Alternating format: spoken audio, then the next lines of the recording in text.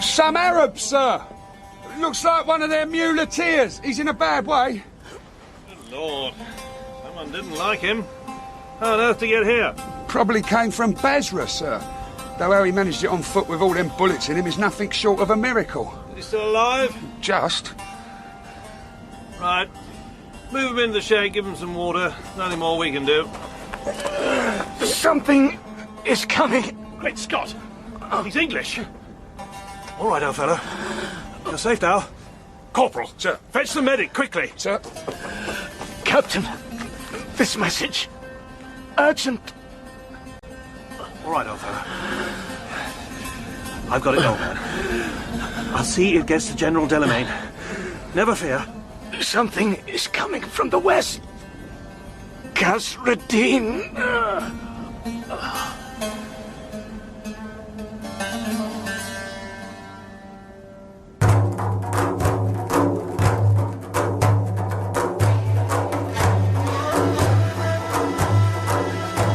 Greenmantle by John Buchan. Dramatized by Patricia Hannah. Part 1. November 1915.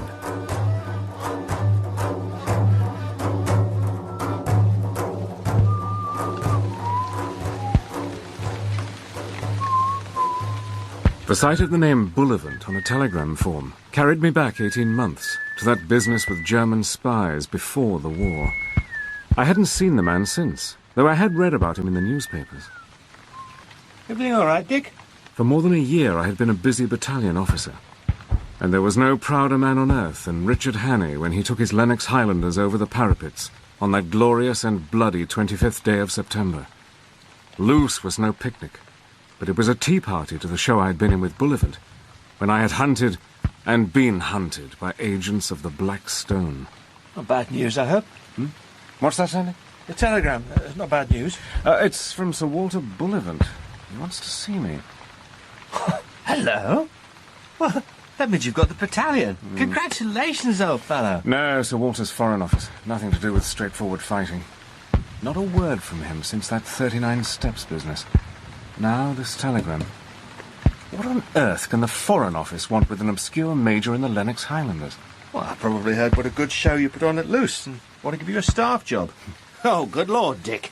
You'll be a blighted brass hat stuck in an office in Whitehall. No, I have to report to him in London in double quick time. Corporal! Damn. Just when things were starting to get interesting here. If you come back, bring some marmalade from Faulkners, there's a good fellow.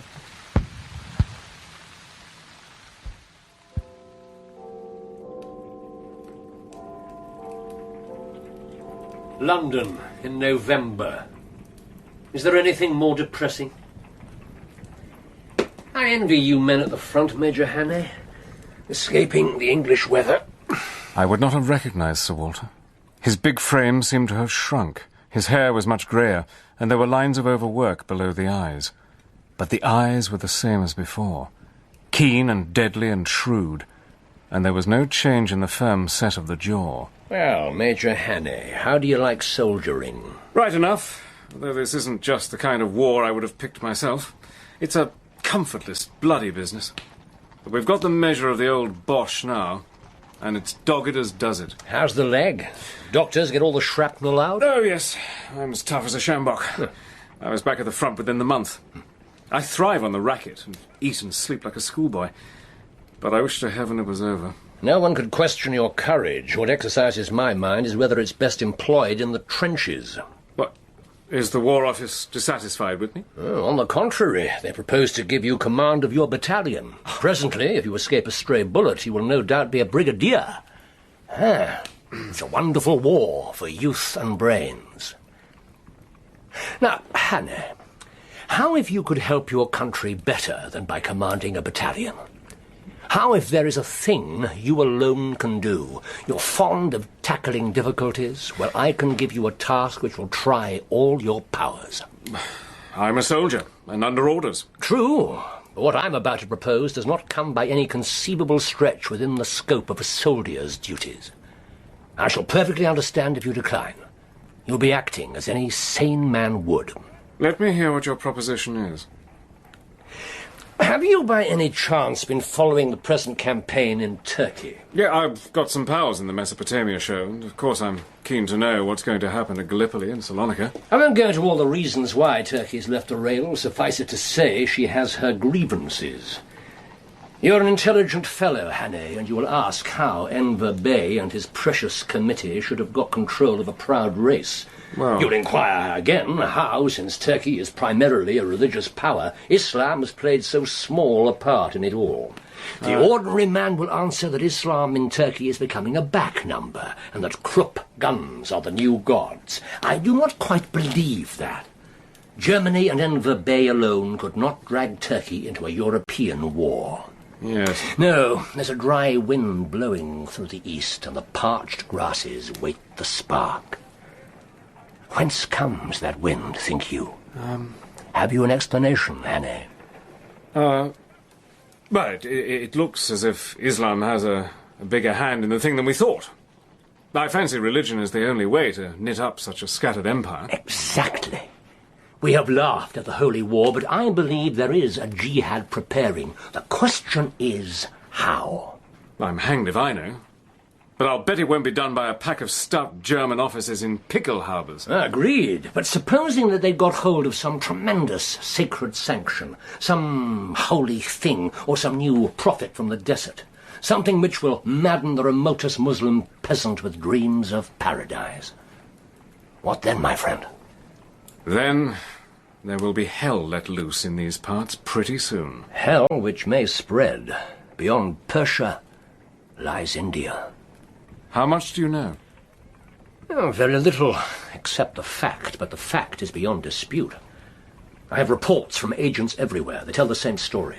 The East is waiting for a revelation. It has been promised. Some star is coming out of the West. The Germans know, and that is the card with which they're going to astonish the world. And the task you spoke of for me is to go and find out? Yes. That is the crazy and impossible mission. But I never saw a Turk in my life. But except a chap who did wrestling turns in a show at Kimberley. You've picked about the most useless man on earth. You've been a mining engineer, Hannay. You have a nose for finding gold, and I believe that you have a nose for finding out what our enemies try to hide. I know that you are brave and cool and resourceful. That is why I tell you the story. And where should I begin prospecting? I'm afraid I can't tell you where you'll get on the track of the secret. It's known in Germany to those whom it concerns. It's moving eastwards, but it's in Europe that the seeker must search at present. Obviously you can give me no help if I come to grief. You would be beyond the pale. You give me a free hand? Absolutely. You can follow whatever plan you fancy and go anywhere you think fruitful. We can give no directions. One last question. You say it's important, Sir Walter. Tell me how important. It is life and death. If the East blazes up, our efforts will be distracted from Europe. The stakes are no less than victory or defeat. If you think me competent enough for a sporting chance, I'll go. Give me a hand, Hannay. I may be sending you to your death. Good God. What a damn taskmistress duty is. Sir Walter had an appointment at Downing Street. He gave instructions to his driver to drop him there, then take me to my rooms in Park Lane. We talked as the car drove through a regular London November drizzle. The streets look like a battlefield nowadays. All those uniforms and badges, I've no idea what half of them are. There's an officer in my battalion I'd like to have as a companion on this mission, Sir Walter. His name is Sandy Arbuthnot. Billy Arbuthnot's boy? His father was at Harrow with me. I know the fellow. Tallish, with a lean, high-boned face and a pair of brown eyes like a pretty girl. Yes, that's Sandy. Yeah, we know a great deal about him in the Foreign Office. He used to take a hand in Turkish politics and got a huge reputation. I knew Sandy had knocked about the East, but I didn't know he was that kind of swell. You say he's in your battalion? Yes, I was wondering what had become of him. Well, The Honourable Ludovic Augustus Arbuthnot, buried deep in the ranks of the army. We'll get him out pretty quick. I'll send him a wire this afternoon. Now, Major Hannay, I've got another colleague for you, if you like. His name is Mr. John Scantlebury Blenkiron, born and raised in Indiana. An American? Blenkiron's the best man we ever had. He would go through hell with a box of bismuth tablets and a pack of patience cards. I'll tell him I think you two should meet. Ask him to dine at your club. What am I to say to him? And Sandy? Now, this piece of paper is the only clue we possess. Now, take it. 3 words. 3 words. Khazra-Din, Cancer, and VI. What do they mean? I cannot construe it, but I can tell you the story. We've had our agents working in Persia and Mesopotamia for years, mostly young officers of the Indian Army. They carry their lives in their hand, and now and then one of them disappears, and the sewers of Baghdad might tell a tale. 3 months ago, one staggered into General Delamain's camp with 10 bullet holes in him. He mumbled his name and gave them that paper. Since he cried out the word Khazra-Din in his last moments, it must have had something to do with his quest. It's for you to find out if it has any meaning. I'll do my best, Sir Walter. Here we are. Call for me at 4 p.m., driver. Goodbye, Major Hannay. And good luck. Thank you. Sir Walter? That fellow who died, who was he? His name was Harry Bullivant. He was my son. God rest his brave soul.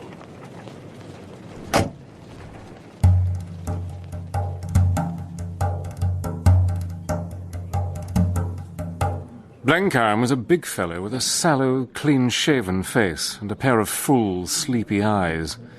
He was not too plump, and very muscular wrists showed below his shirt cuffs. I fancied that, if the occasion called, he might be a good man with his hands. I hope the fish is cooked as you instructed, Mr. Blenkiron. Boiled to perfection, Major Hannay. I'm sure you won't try a little of this claret. Oh, no, thank you, Major Hannay. Potatoes, Mr. Blenkiron? No, thank you, Captain Arbuthnot. I regret that I cannot join you and Major Hannay in sampling that fine pie. Beef steak and oyster, you say? I suffer from dyspepsia. Duodenal dyspepsia. It gets me 2 hours after a meal and gives me hell just below the breastbone. So I am obliged to adopt a diet.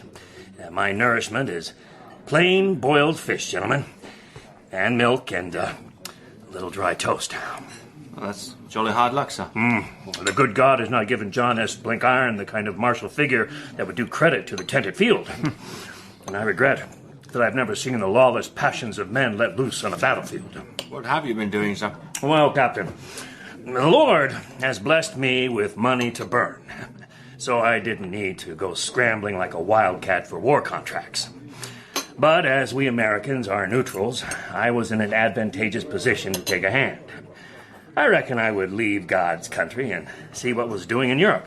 I reckon that a neutral can have a share in the scrap as well as a belligerent. Have you spoken to Sir Walter? I have spoken to him, and he has given me to understand there's a deal ahead which you are going to boss. There are no flies on that big man. If he says it's good business, then you can count me in. What about you, Sandy?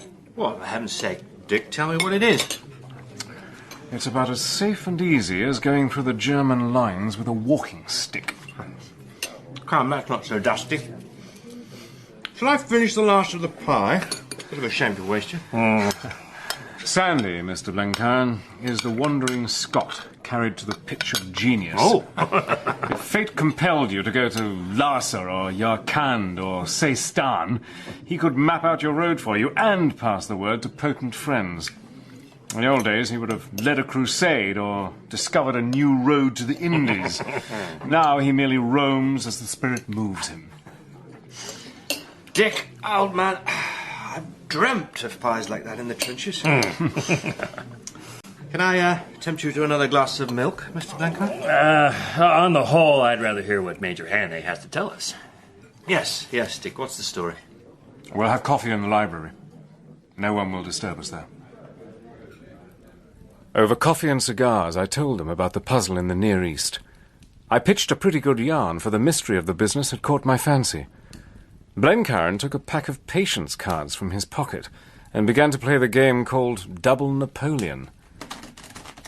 Sandy's face had grown solemn. The whole thing's possible enough. Indeed, I've been expecting it, though I'm hanged if I can imagine what the Germans have got up their sleeves.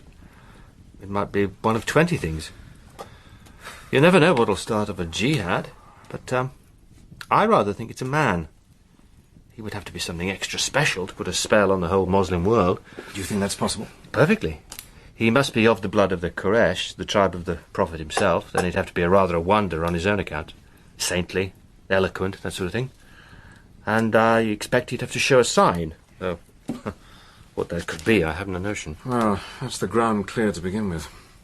But we have no clues, except these 3 words on a piece of paper. They mean nothing to me, but they must be intelligible to somebody, or Harry Bullivant wouldn't have written them down.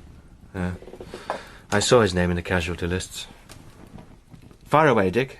Harry didn't do things without a purpose. Well, the first word is Khazra-Din. Khazra-Din? Khazra-Din is nothing. It means in Arabic, the house of faith, and might cover anything from Hagia Sophia to a suburban villa. What's next? Cancer. Latin for a crab, painful disease, and a sign of the zodiac. And the last one isn't a word, it's the letters V and I. Let's see. V-I. Well, beats me, Dick, but it may be the clue for all that. The clue may be dumb in London and shout aloud in Baghdad. Sir Walter says this thing is important for our cause. He offers me the job of going out to find what the mischief is. Once he knows that, he can soon checkmate it. But it's got to be found out soon. Will you help me? If we fail, nobody can help us. Oh, of course. Naturally. The whole thing is stark lunacy. It's idiocy. But all war is idiocy, and the most wholehearted idiot is apt to win. I'm with you, old fellow. But I don't mind admitting that I'm in a blue funk. Then I take it you're coming. Rather. You don't imagine I'd want to miss it? And you, Mr. Blencairn? Oh, why, yes. You gentlemen mustn't think that I haven't been following your most engrossing conversation. I haven't missed a syllable. I find that a game of patience stimulates the digestion after meals and conduces to quiet reflection. John S. Blencairn is with you all the time. Well, that's settled. Now for ways and means. We 3 have got to go where Germany's secret is known. Somehow or other, we have to reach Constantinople. And to beat the biggest area of country, we must go by different roads. Sandy, you've got to get into Turkey. You're the only one of us that knows that engaging people. Leave that to me. You, Mr. Blencairn, are an American and can travel through Germany direct. Problem is, you're known as a supporter of the Allied cause. Mm-hmm. Yes, I have considered that, sir. I shall visit the fatherland as John S. Blencairn, once a thorn in the flesh of their brightest boys in the States. But it will be a different John S. I reckon he will have come to appreciate the great, pure, noble soul of Germany, and will be sorrowing for his past like a converted gunslinger at a revivers meeting. Will that be enough? I will confide to them valuable secret information about British preparations. Then I shall move eastwards to see the demolition of the British Empire in those parts. You haven't told us your own line, Dick. Oh, I'm going to the Bosphorus through Germany. Is your German good enough? Pretty fair. Quite good enough to pass as a native. But officially, I shall not understand one word. I shall be a Boer from Western Cape Colony. I shall talk Dutch and nothing else, and my hat, I shall be pretty bitter about the British. With luck, they may send me to Uganda or to Egypt, and I shall take care to go by Constantinople. If they want me to deal with Mohammedan natives, they're bound to show me what hand they hold. Where is the rendezvous to be?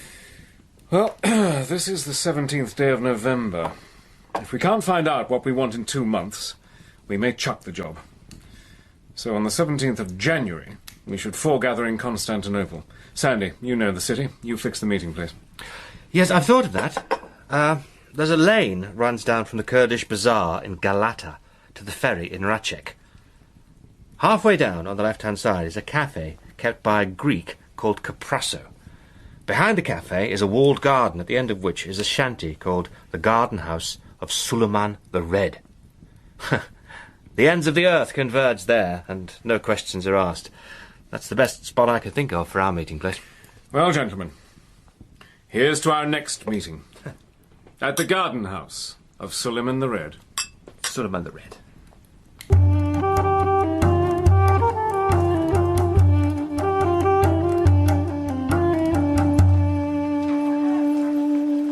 I sailed on December the 3rd from Liverpool on a ship bound for Lisbon. My passport said my name was Cornelis Brandt, and passports never lie.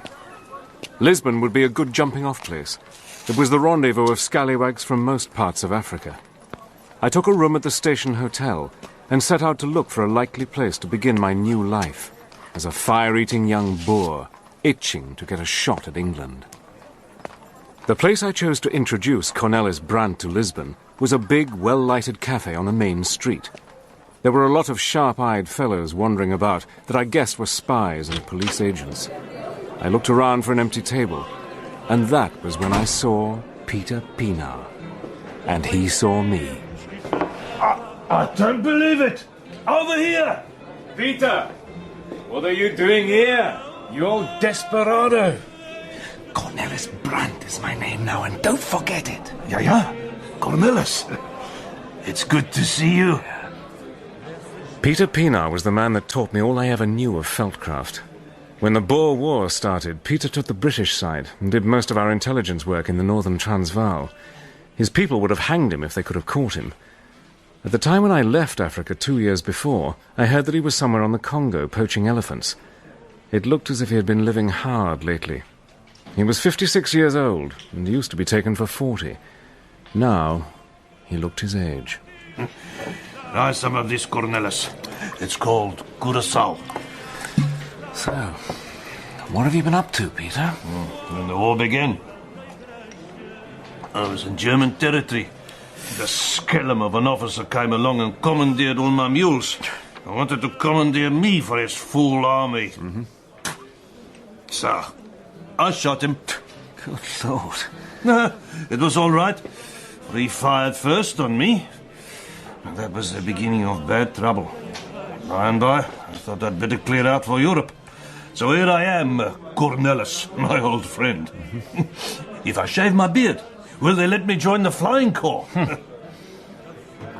No, you're coming with me, my lad. We're going into Germany. Yeah, and keep in mind that I don't like Germans.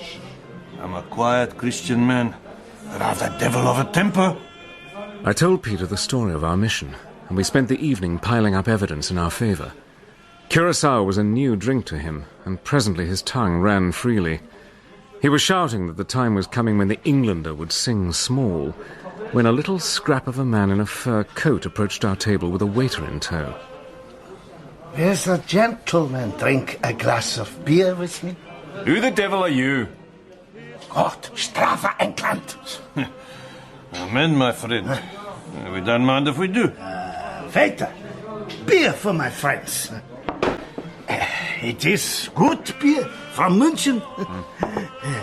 Prost. You are from South Africa. What do you do in Europe? That's our business. So. Then I will put it differently. From your speech just now, I judge you do not love the English. My dear grandmother's rotten ale. Prost. So, you are on the German side. That remains to be seen. If they treat us fair, we'll fight for anybody that makes war in England. England has stolen our country, corrupted our people, and made us exiles. We Afrikaners do not forget. Prost. We two men can be valuable to Germany. She's fighting England in East Africa. We know the natives. Cornelis and I can handle the blacks, so they will fight like devils for fear of us. We ask no reward for our services, little man. We fight for hatred of England. Sehr good. There is room in Germany for men such as you. Listen, a ship leaves tomorrow for Rotterdam. If you take my advice, you will go with her. From there, you can travel by train to Berlin. I will arrange your journey and the papers to enter Germany. It is my business to help the allies of my fatherland. The little chap turned up at our hotel next morning after breakfast, bringing the steamer tickets. On my advice, he did not see us off. But Peter took £20 off him for travelling expenses. I am glad we are going among the Germans, Cornelis. They are a generous people, whom it is a pleasure to meet.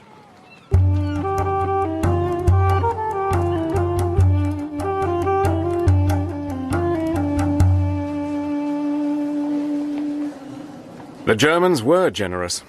No fewer than 6 sentries escorted us from the train when it reached the German border. Peter and I were an odd pair of scallywags to look at. Both of us wore ready-made tweed suits and felt hats with broader brims than they like in Europe. Peter had a scarlet satin tie you could hear a mile off. We fairly reeked of the subcontinent. On our arrival in Berlin, we were taken to a big building to meet some government official. The Undersecretary will see you now, gentlemen.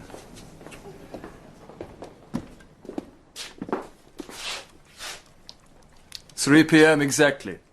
Punctuality is one of our German virtues." Herr Brandt and Herr Pienaar, Excellency. Thank you, Lieutenant. Wait outside. The Undersecretary was a little man in spectacles, with his hair brushed back from his brow like a popular violinist. He had a paper before him and began to ask us questions from it. His Dutch was slow and careful, but good. I understand neither of you speak German. No. No, boss. There was another man in the room. He stood with his back to the fire, leaning his elbows on the mantelpiece. He was a perfect mountain of a chap, 6.5 feet if he was an inch, with shoulders on him like a shorthorn bull.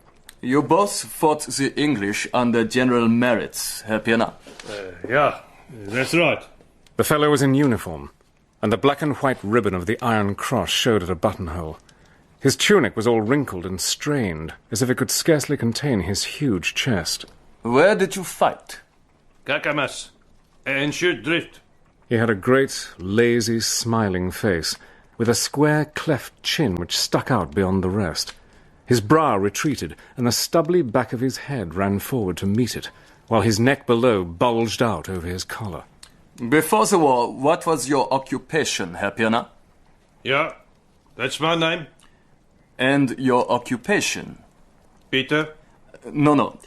What did you do before the war? I'll talk to them, Excellency. You are too academic for this outland Schwein. Here was the German of caricature. The real German. The fellows we were up against. He was as hideous as a hippopotamus, but effective. Every bristle on his odd head was effective. You have heard of me. I am the Colonel von Stumm who fought the Heraus. Yeah, boss. You cut off the Chief Bavion's head and sent it in pickle about the country. I see I am not forgotten. So I treat my enemies, and so will Germany treat hers. You too, if you fail me by a fraction of an inch. You Boers had the chance to drive the English into the sea, and you flung it away. Dumb cops. Colonel von Stumm, please! The carpet is government property. My apologies, Excellency, but that is what I think of Sir General Maritz and all those Dutch. You, Pienaar, what do you come here for? What can you offer us Germans? South Africa is counted out in this war. Can you deny that? No, boss.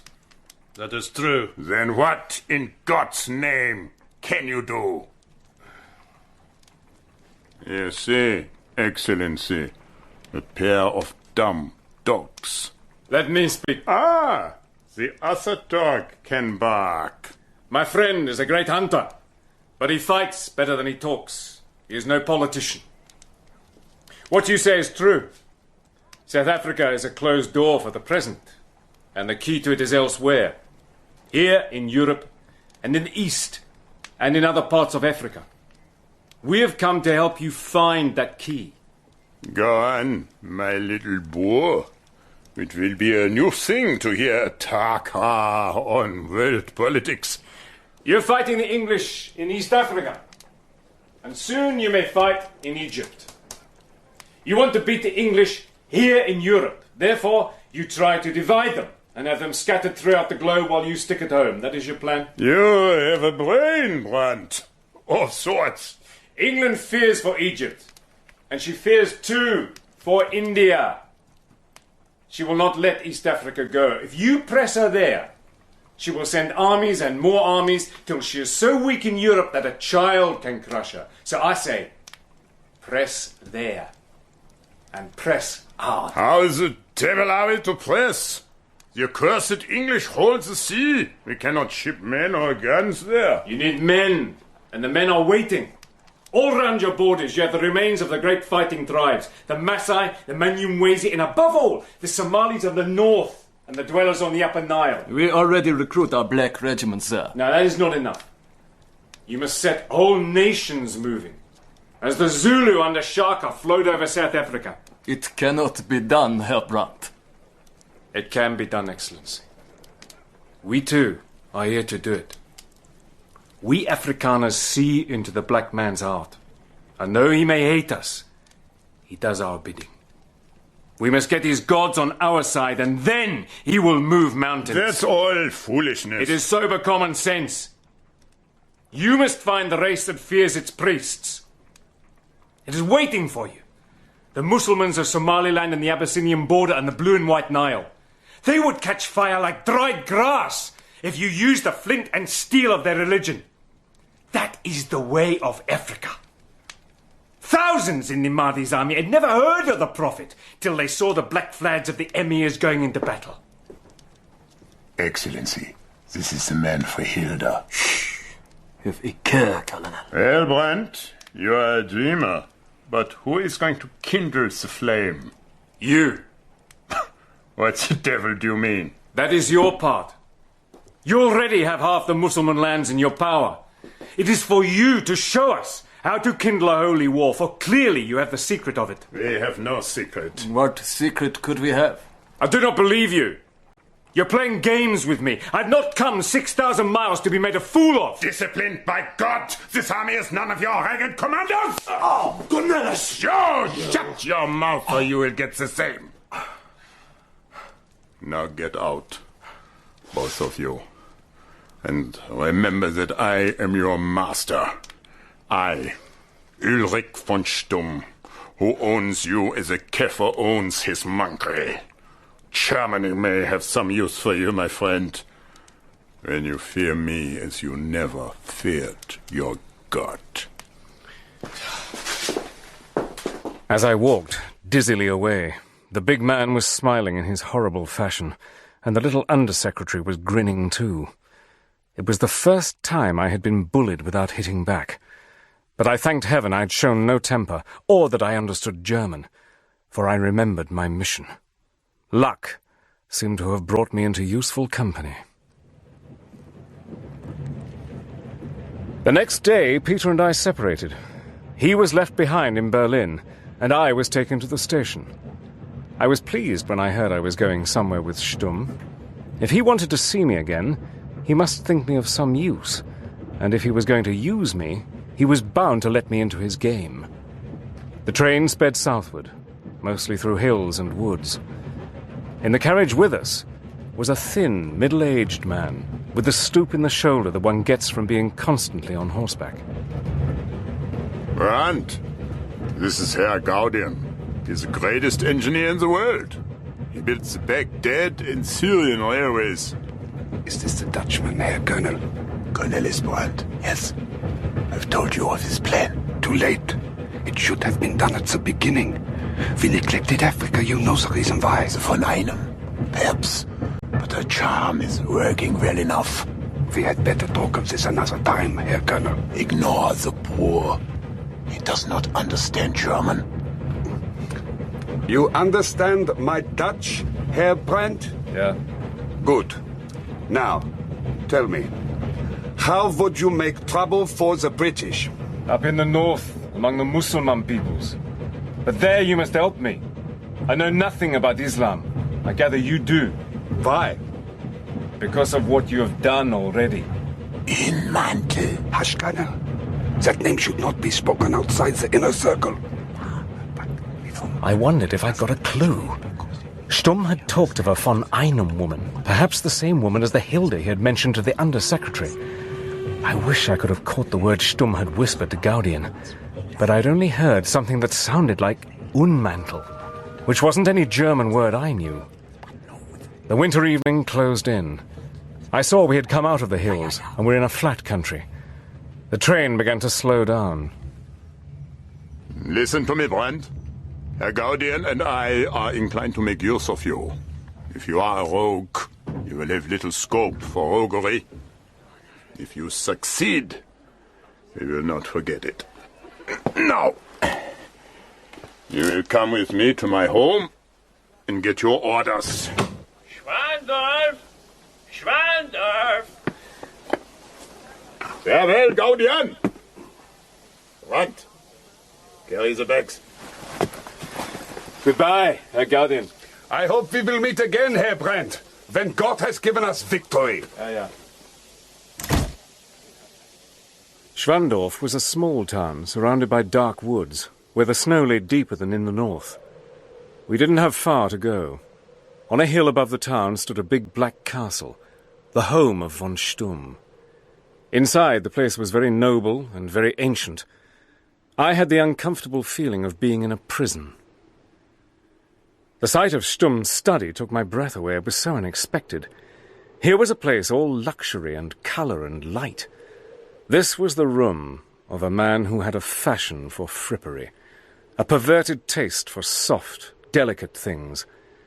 I began to see the queer other side to my host, that evil side which gossip had spoken of as not unknown in the German army. The room seemed a horribly unwholesome place, and I was more than ever afraid of Stumm. I was relieved when an elderly servant came to show me to my own rooms. There I found, in front of a cheerful fire, a hip bath, already filled with hot water, and soft, clean towels. It was my first bath since I had left Lisbon.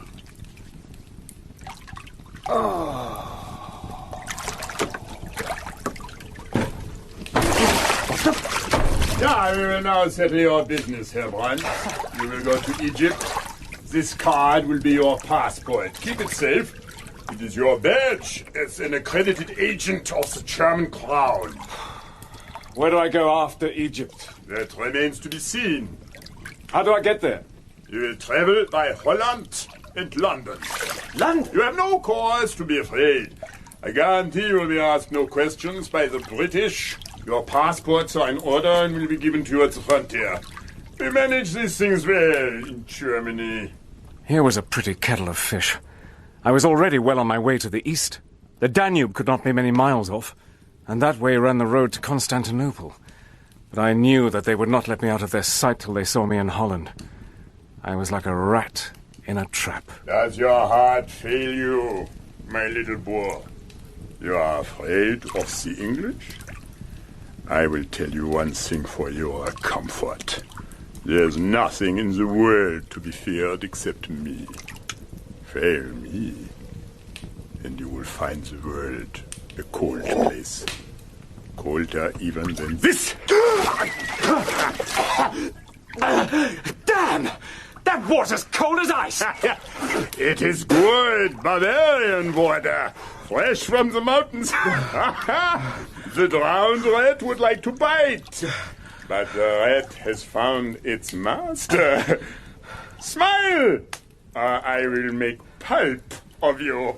You infernal cat! I'm going to knock the stuffing out of you.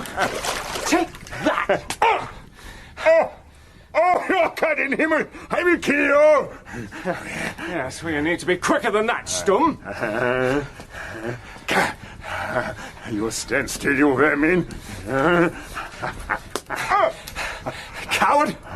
Boots and brute force against a naked man. I'll crush you to a pulp. Still too slow. Don't like it, do you? Somebody standing up to you. You're a bully.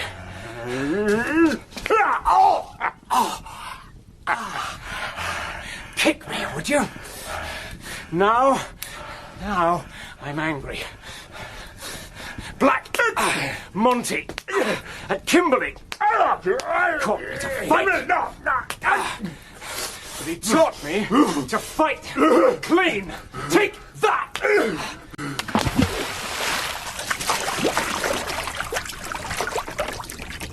Stumm lay spread-eagled in the bath. He didn't get up. I dressed quickly and put on my ulster. I picked up the pass from where it had fallen on the floor and ran downstairs. My luck held. I found the front door unlocked. I opened it and walked out into the night. Now I would be hunted like an animal. I had put Stumm to sleep for a bit, but I couldn't flatter myself that he would long be quiet. And when he came to, he would come looking for me. As soon as I was out of sight of the castle, I turned off the road and into the forest. I spent a cold night in the woods, trying to shelter from the wind and snow in a hole underneath the roots of an oak tree. This morning, I had risked going into the village to buy some food. I knew the desperate business I was in for. I was alone in the heart of South Germany. I had a fever, and Stumm was behind me, looking for my blood. I would have to go on and on, till I dropped. What I wanted was a nice cup of tea. Good God! Good God! Who are you? I'm a mother. I've been gathering holly to decorate the cottage for the children. Good God, Mother. Can I help you? I am lost. Yesterday, I got caught up in a snowstorm. It was very bad. And now, I have a fever. Oh dear. It will pass in a day or two. If you could give me shelter. You are welcome, Mynheer. Our cottage is nearby. Thank you. You're most kind. 'Tis no weather for a sick man. I don't expect to meet anyone. Most people are at home on Christmas Eve. I'm a member of the Imperial Secret Service. Here's my warrant. Yes. If you will permit it, I will stay till I am better, but no one must know I am here. If anyone comes, you must say nothing about me. Yes. Yes, you can have the bed and the garret and be left in peace till you're well. We have no neighbours near, and the storm will have closed the roads. I will be silent, I and the children. There's food in my rucksack. Oh. Biscuits, ham and chocolate. Please, take it. And, here is some money to buy Christmas gifts for your children. God bless you. The good Lord has sent you. And the children will have their prayers answered, and the Christ child will not pass our door tonight. Come. This way. Thank you. It was a bad bout of fever. I lay 4 days like a log in that garret bed. On the 5th day, Wednesday the 29th of December, the fever left me, and I was well enough to get up. I dressed, went downstairs, and sat on the bench by the front door of the cottage. There, in the winter sunshine, watching the children play among the trees, I saw the crazy folly of war. What good would it do Christian folk to burn poor little huts like this and leave children's bodies by the wayside? To be able to laugh and to be merciful are the only things that make men better than the beasts. Not so much noise, children. Remember our guest has been ill. To that woman, the struggle meant nothing. It was an act of God that had taken her husband away to fight, and might soon leave her a widow and the children fatherless. You're looking much better today. Thank you. I feel better. What are you reading? A letter from your wife? Your mother? No, it's only a puzzle, to pass the time. Ooh, you let me see. I like puzzles. Cas rad n cants V1. No, not one. I. Oh, I thought it was a number. Oh, so it's too difficult for me. I shall make you another herbal infusion. It's good for you. Thank you. Of the two letters, I had thought the V must stand for von, and had always taken the I as the letter of the alphabet. Now, this simple woman had shown it might be the number 1, Einem in German. I almost fell off the bench. Von Einem, the name I had heard Stumm mention, the name to which Hilda was probably the prefix. It was the first real bit of light I had found. And that word Stumm had whispered to Gaudian, Unmantle. If only I could get that clear, I would solve the riddle. The discovery filled me with strength and hope.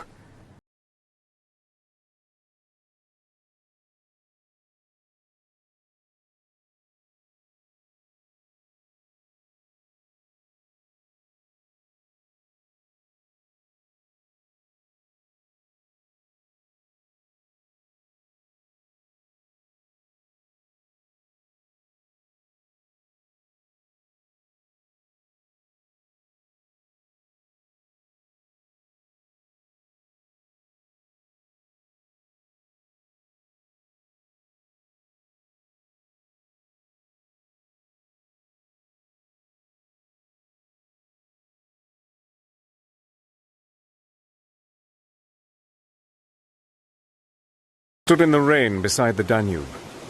It was Thursday, the 30th of December. I was due in Constantinople on the 17th of January. It seemed as distant as the moon, but the big sullen river in front of me led to it. As I looked, I saw a river steamer with a line of barges in tow moving toward the shore. It moored opposite me, and I could see a man in uniform whom I took to be the captain. I waved at him and hallooed. Captain! Where are you bound? To Rostchuk. Then the cargo goes on to Constantinople by rail.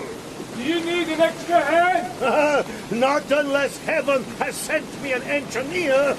Well, I am no angel, but I am an engineer. Then, God be thanked. I'll send the boat over for you. You don't drink, do you? No. Good. Walter drank. That's why I need a new engineer. I thanked Walter from the bottom of my heart and wished him a long and happy life, wherever he was.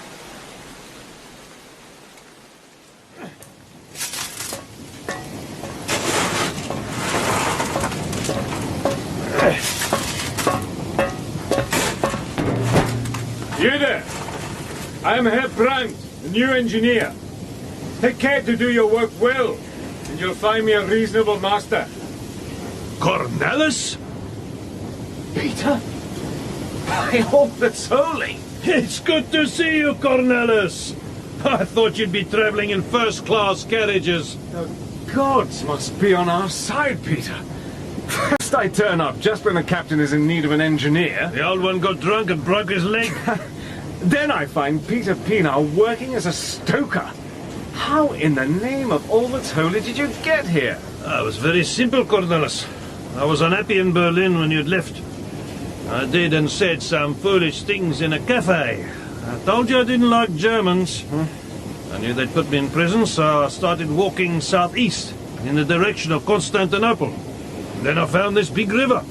You're an old Trojan, Peter. I met Captain Schenk in an inn and told him I was a poor Dutchman travelling on foot to see my dying mother. He's a kind man and allows me to work my passage. Tell me, Cornelis, where are we? This river steamer is pulling the Essen barges. It's how the Germans munition their Balkan campaign. Strings of barges load up at the big factories in Westphalia and move through the canals from the Rhine or the Elbe to the Danube. This is the Danube? Yes. Once the barges reach Turkey, we'll disappear and make our way to Constantinople. Whatever you say, Cornelis. Let's go up on deck for a breath of air. Junge! Ja? Bring me meinen Mantel. Der Greenmantle? Ja, der Greenmantle. Good Lord. Peter! Greenmantle! I heard Sturm say Unmantel and could make nothing of it. Now I'm sure it was Greenmantle.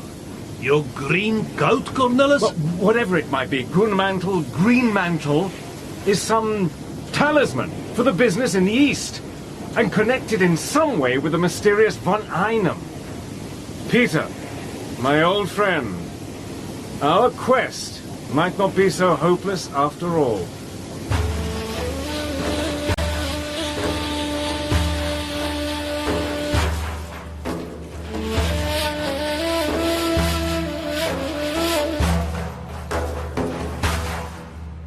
I don't quite know what I'd expected Constantinople to look like. An eastern city, all white marble, blue water, and roses and nightingales. I had forgotten that winter is pretty much the same everywhere. And today was the 17th of January. The Kurdish bazaar was a filthy place. The lanes were long troughs of mud, and the icy wind stirred the garbage. It was almost pitch dark. Cornelis, do you know that we are being followed? Ever since we came to this evil-smelling place. Just keep your gun handy, Peter. We are being followed close, Cornelis. Where is this damned coffee house? I can see no lights, nothing. Here they come, Cornelis! We've got it in the neck this time. Over here! A door! Hey, compressor! That's it! Inside, quick!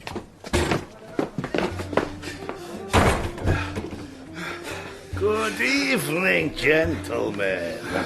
You honor my coffee house with your presence. I am Angelo Cuprasso.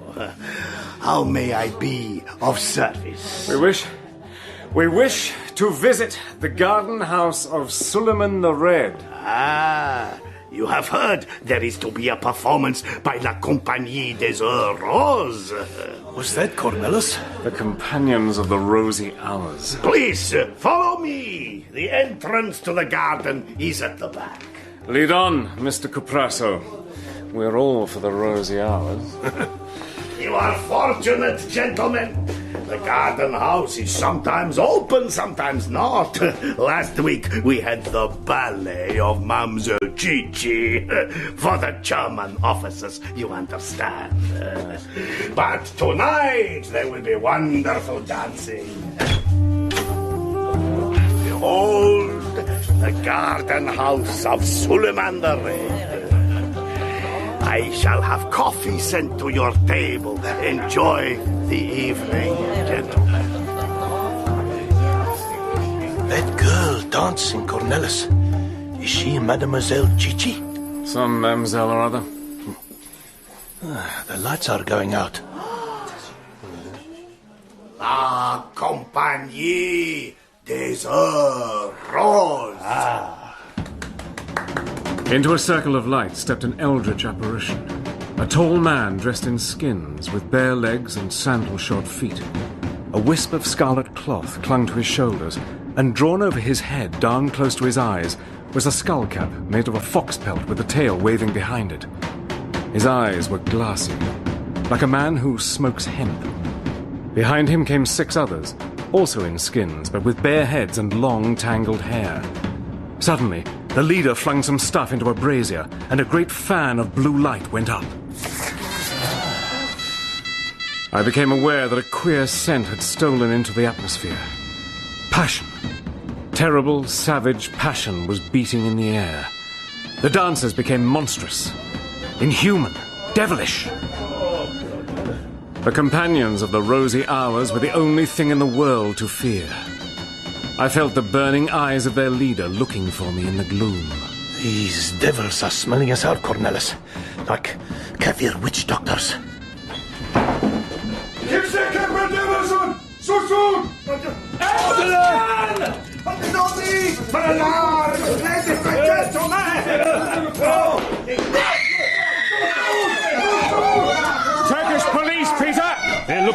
us, Cornelis? Storm has tracked us down. This is the end, old friend. But we will put up a good fight. The companions of the Rosy Hours abandoned their dance and began to press around Peter and me, forcing us towards the stage. Their leader urged them on with high-pitched cries. We were trapped by these devils. I made an attempt to break free, and the leader of these dancing maniacs, his eyes blazing, grasped my arm in a vice-like grip. He brought his face close to mine. Under the skullcap, he grinned horribly. Dick, I'm most awfully glad to see you again. Sandy? Is that you? You look like a dervish witch doctor. I am a dervish witch doctor. We should leave now, old chap. In fact, we should run for our lives.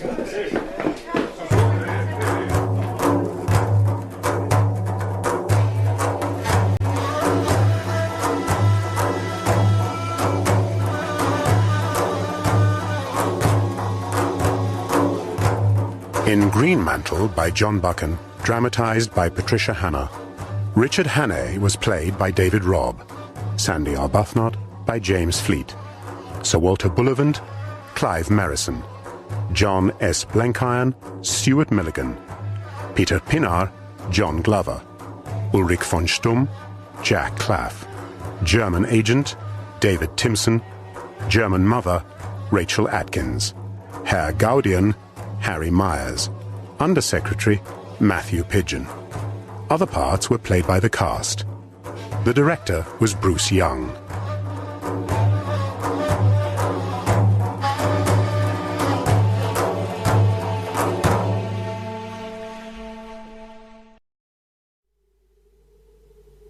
You're listening to the Mystical Magpie channel. Please subscribe.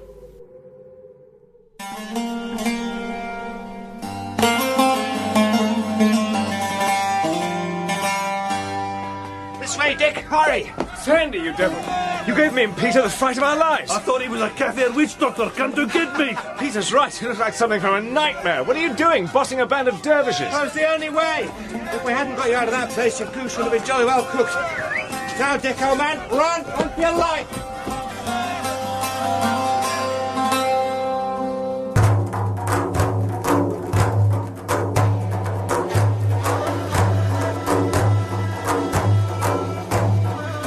Greenmantle by John Buchan, dramatised by Patricia Hannay.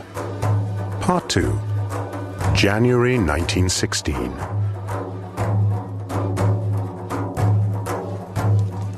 It was 2 months ago that I had been summoned from soldiering in France by Sir Walter Bullivant.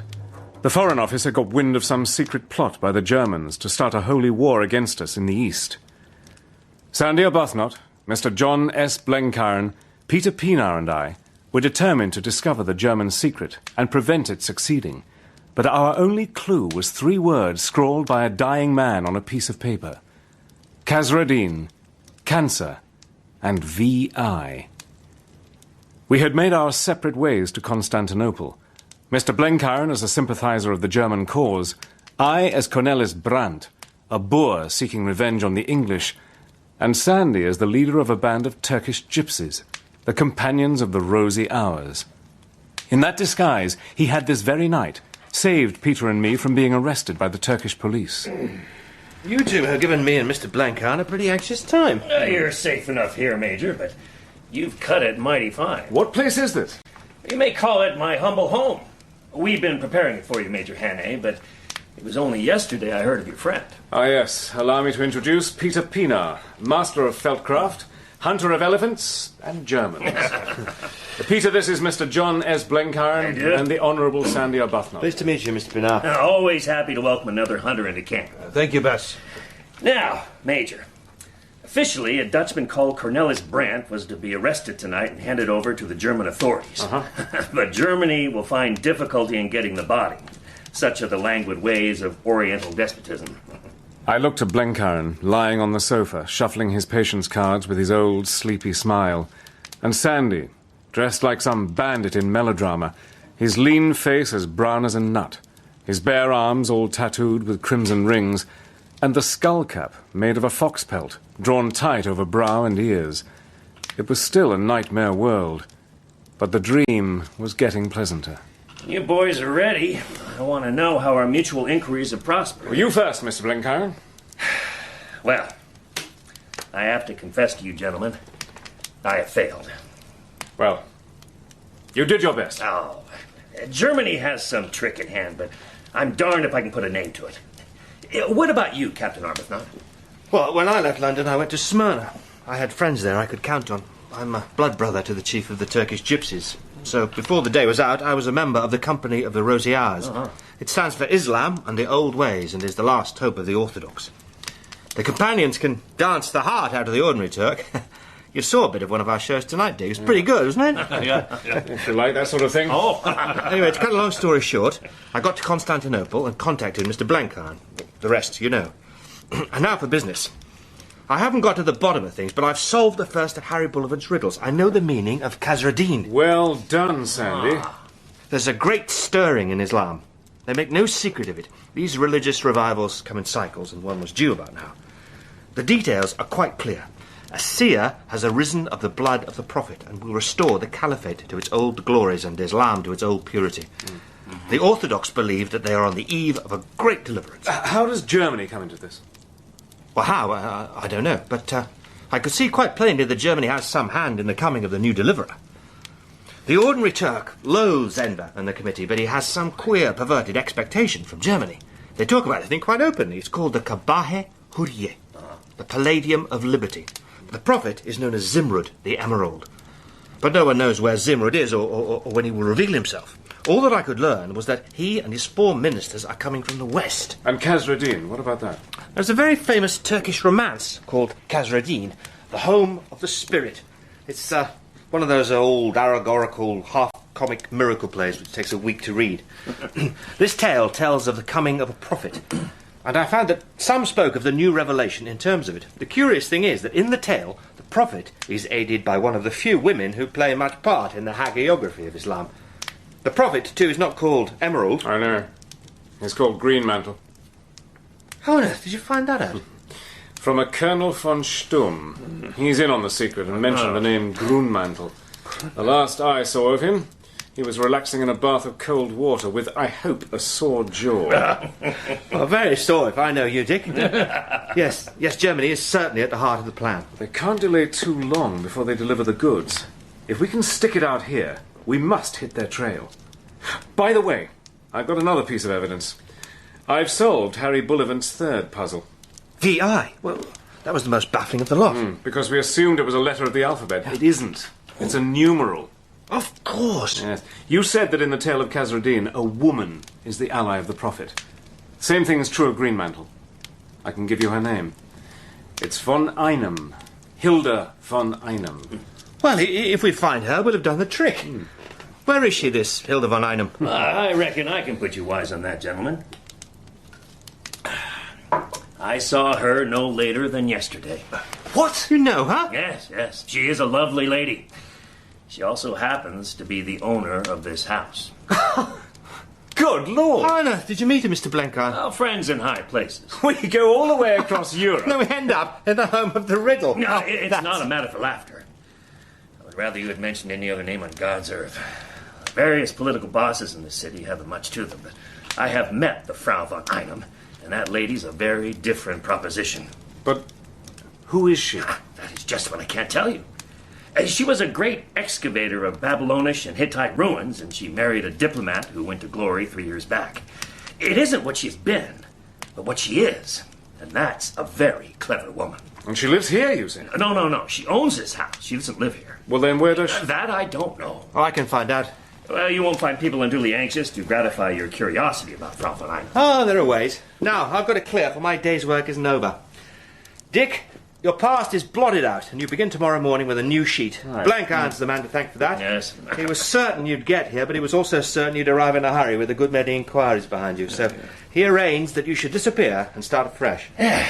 Your name is Richard Hannay. Born in Cleveland, Ohio, of German parents on both sides. Right. One of our brightest mining engineers and the apple of Guggenheim's eye. You arrived this afternoon from Constanza. The clothes for the part are in your bedroom next door. And I'll rustle up something for Mr. Pienaar. No, I'm no actor, Dick. Cannot be different from what I am.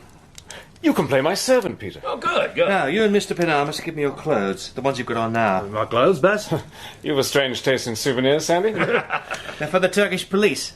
The current in the Bosphorus is pretty strong, and these sad relics of 2 misguided Dutchmen will wash up tomorrow about Seraglio Point. In this game, you must drop the curtain, neat and pat, at the end of each scene, if you don't want trouble from the missing heir and the family lawyer.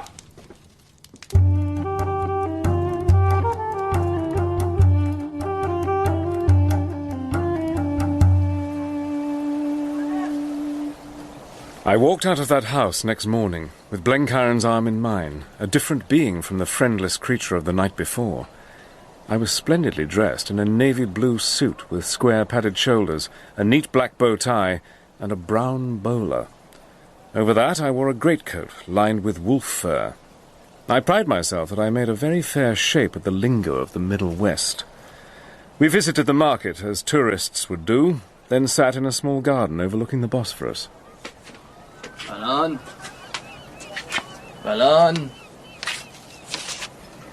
Balan Effendi. No, go away. Balan Effendi. Yeah, I guess I'll have one, friend. Yeah. The blessings of Allah on you, Effendi. Balan. Balan. What do you want with a balloon? Oh, nothing, sir. I shall let it fly free once I have removed this mighty interesting piece of paper from the string. Is that why we're here? Is your morning's work over? Mm-hmm. I've reckoned you've tumbled to it. Thanks to my network of spies, I am the best informed man in Constantinople. Now, we can get down to work, Mr. Hannay. To get the confidences we need, we've got to be at the heart of the show. So, I settled I would be a big engineer. I talked to Enver Bey and the committee about the uses of water power, about what might be done in Mesopotamia in the way of washing the British downriver.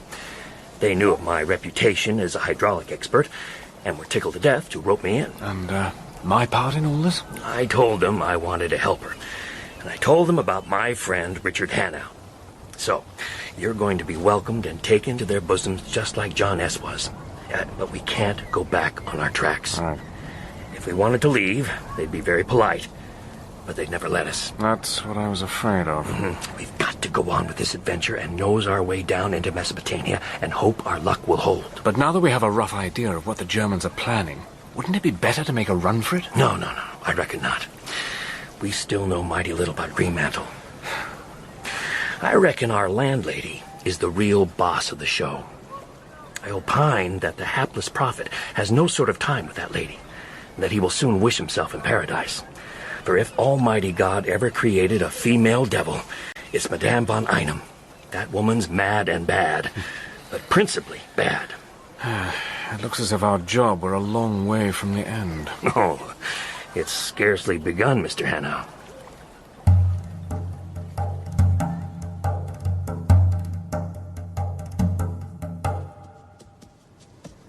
Since that first night, I had never clapped eyes on Sandy. He had gone clean out of the world.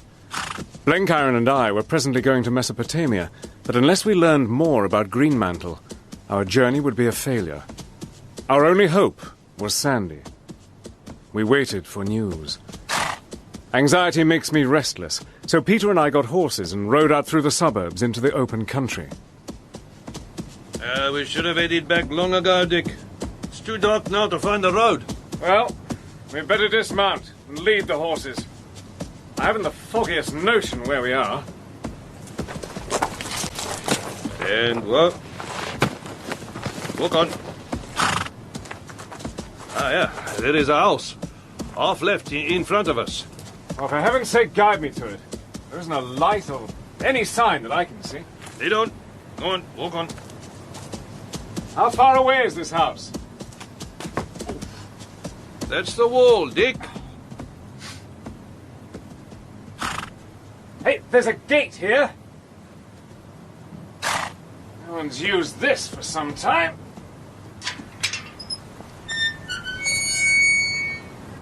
I'm in the garden. Stay with the horses, Peter, while I investigate. Yeah. A bit late to be paying calls, and I don't want to walk in on some old fella's harem.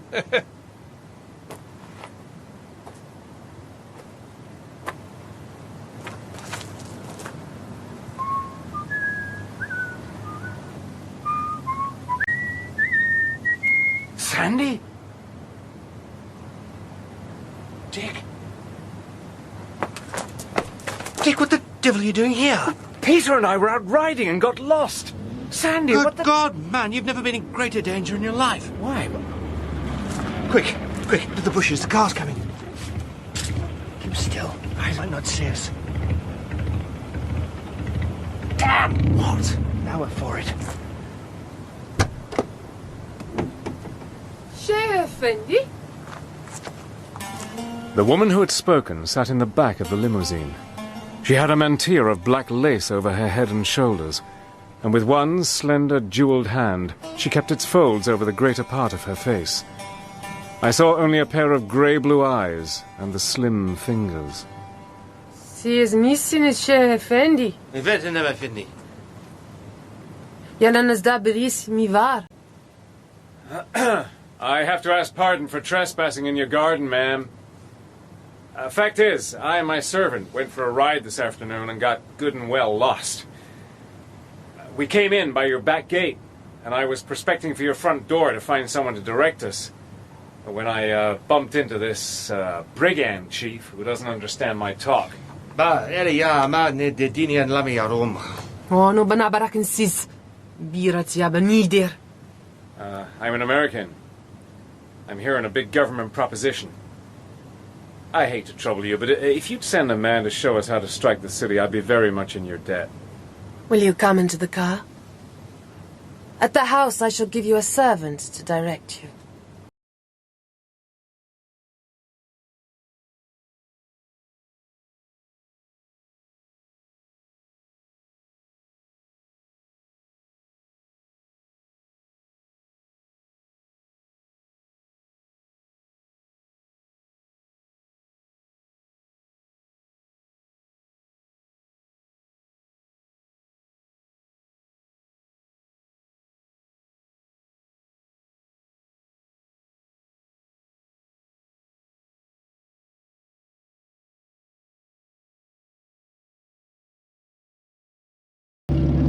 I have heard of you. You are called Richard Hannay, the American. Why have you come to this land? I'm an engineer. Thought I could help out with some business in Mesopotamia. You are on Germany's side? Why, yes. We Americans are supposed to be neutral, and that means we're free to choose any side we fancy, right? Well, I'm for the Kaiser. You have chosen well. She turned to face me. The black mantilla slipped onto her shoulders. Her cool eyes searched me, but not in suspicion. She was sizing me up as a man. I was horribly fascinated. This slim woman with her fair cloud of hair, her long, delicate face, and her pale, bright eyes had the glamour of a wild dream. I hated her instinctively, hated her intensely. But I longed to arouse her interest. To be valued coldly by those eyes was an offense to my manhood. Richard Hannay, listen to me. Suddenly, I realized that this woman was trying to cast some spell over me. Richard Hannay, what come you forth to seek? I was conscious for just an instant of some will battling to subject mine.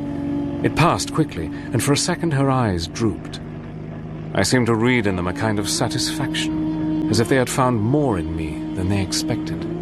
You are not like the fat American Blenkiron, a lover of shoddy power and a devotee of a feeble science. Now there is something more than that in your face. You have faced danger many times? Yeah, I've faced danger.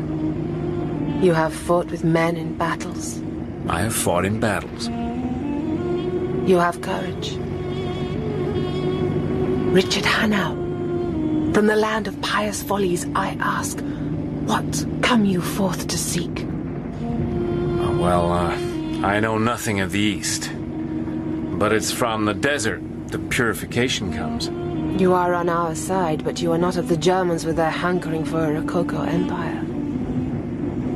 When mankind is smothered with shams and phrases and painted idols, a wind blows out of the wilds to cleanse and simplify life. You are of the household of faith. You will presently learn many things, for the faith marches to victory. Soon you and your companion travel eastwards. Yeah, we travel to Mesopotamia. We have our passports from Ember Bay. And tomorrow you will receive new passports. I have need of you. And you will go with me. Not to the flats of the Tigris, but to the great hills. I shall send one of my people to fetch your horses and your servant. He will guide you to the city. Thank you. I have heard well of you, Richard Hannay. Tonight, I have seen you. We shall meet again. Farewell.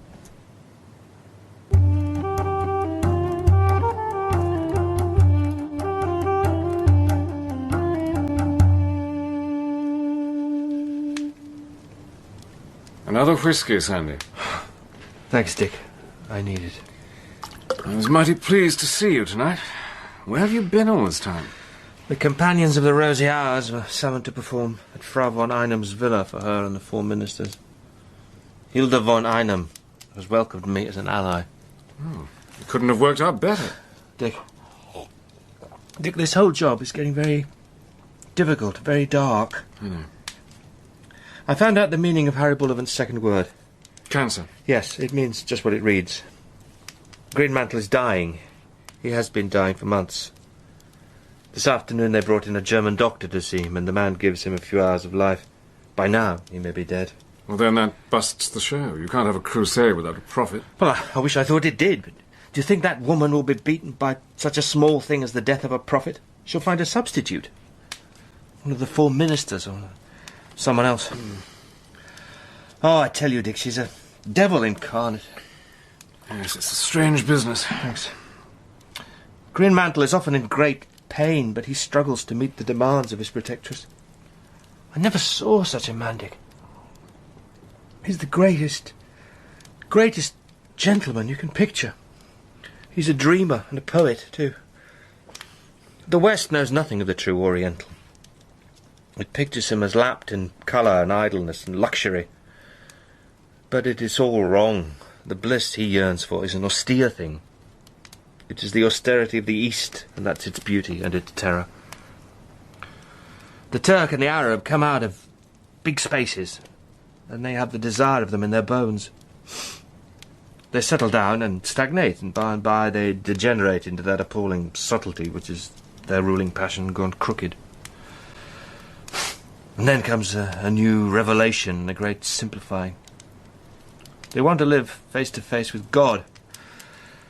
They want to get back to the noble bareness of the desert. It is always the empty desert and the sky that cast a spell over them. Sounds a bit inhuman to me. It's the humanity of one part of the human race. It isn't ours, but it's jolly good all the same. There are times when it grips me so hard that I'm inclined to forswear the gods of my fathers. Steady on, Sandy. Sorry, Dick.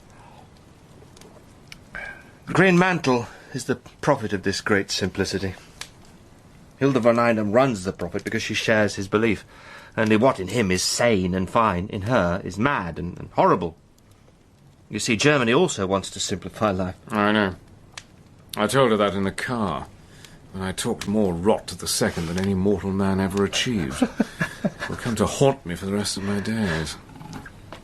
Dick, did you ever hear of a thing called the Superman? Yes, there was a time when the papers were full of nothing else. I gather it was invented by a sportsman called Nietzsche. It's a craze of the new fatted Germany. It's a fancy type that could never really exist. Mankind has a sense of humour which stops short of the final absurdity. There could never be a Superman, but there might be a Superwoman. You'll get into trouble, my lad, if you talk like that. It's true, all the same. Women don't see the joke of life like the ordinary man. There is a Superwoman, and her name is Hilda von Einem. Oh, Lord. I thought our job was nearly over. Now it looks as if we've only started. Sir Walter said that all we had to do was find out the truth. He didn't know about that woman. What can Blenkiron and I do? I honestly don't know. But I'm very clear about my own duty. She's let me in on the business, and I'm going to stick to it in the hope that I'll find a chance of wrecking it. We're moving eastward tomorrow, with a new prophet if the old one is dead. Yes, we're going with you. An hour ago, your lady sent our passports for the journey to the Great Hills. What the deuce does she want with you? What the? Oh, say, boys, I've got something pretty considerable in the way of news. What? There's been big fighting on the eastern border, and the Turks have taken a bad knock. It seems the Ruskies have descended from their mountains, and now they're sitting down outside the forts of Azarum. Oh, the Great Hills! Well, we're going to Azarum, don't you see? The Germans are playing their big card. They're sending the Greenmantle to the point of danger to rally the Turkish defence. Oh, we're going to be in it up to the neck, and heaven help the best man. I must be off now, for I have a lot to do. Au revoir. We'll meet soon, in the hills. Good luck, Sandy!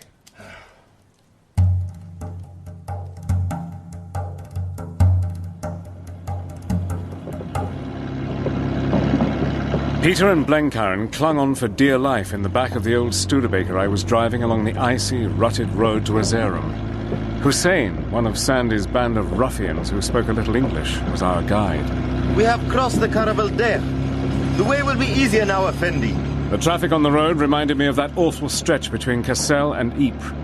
There were troops by the thousand, striding along with their impassive Turkish faces.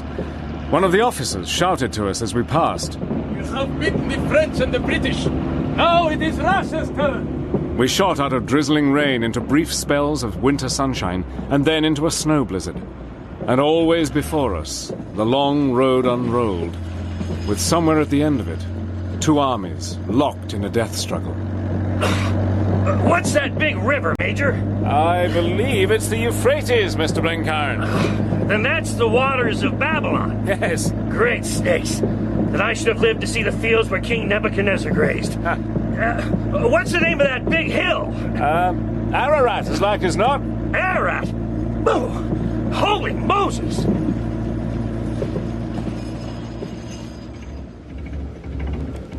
Before night the next day, we reached Azarum. I showed our passports, but the sentry didn't salute and let us move on as we had expected. He says, Effendi, there is somebody important who badly wants to see you. A German lieutenant came from the guardhouse. He jumped onto our running board and motioned that we should drive towards a large building with sentries outside. You must see the section chief. Very well.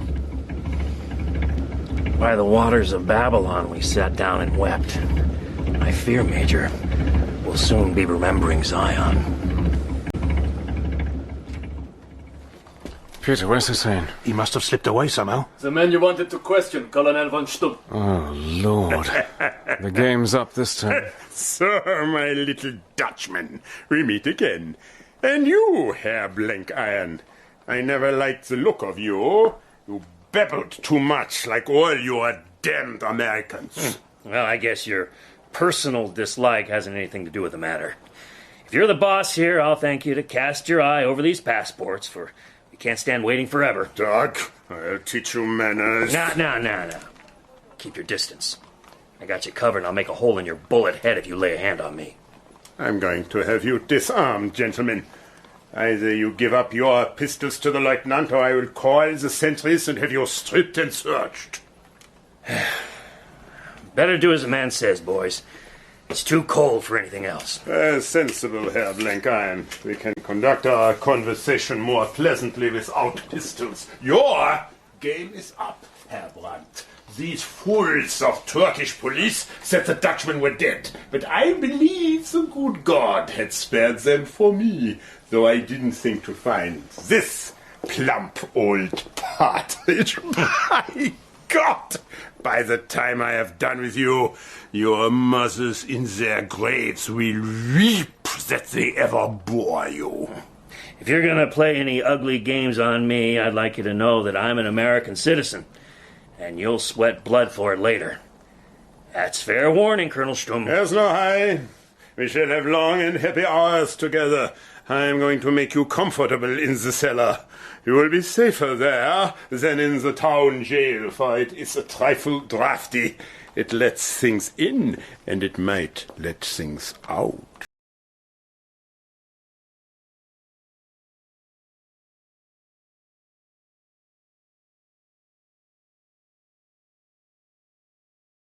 Well, Major, reckon it wants a good old-fashioned copper-bottomed miracle to get us out of this dungeon. If only there were a window. That would be miracle enough for me. Yeah, there'll be no windows, Dick. We're underground. But Sandy's somewhere outside with the companions. I think we should try to get some sleep. Yeah, Mr. Pinar's right, Major. We should all be prepared for what tomorrow might bring. Von Stumm. Madame von Einem. Tell me, Major, what do you think of her? Well, Sandy and I are impressed. It's no good denying it. But we're too interested to be scared. Old Peter doesn't give a rush. Man, woman, or hippogriff, it's all the same to you, isn't it? Yeah.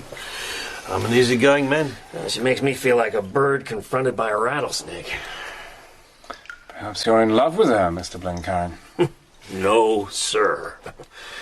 I haven't got no sort of affection for that lady. My trouble is, we Americans haven't got the right poise for dealing with that kind of female. We aren't used to regarding women as anything except angels and children. Consequently, when we find one playing the biggest kind of man's game, we can't place her. I wish I had you boys' upbringing. Dick, there's someone at the door. Oh. Effendi. Hussein? Yes. You must follow me. You must be silent. Lead on, Macduff. Come. We travel across the rooftops. Oh, Lordy.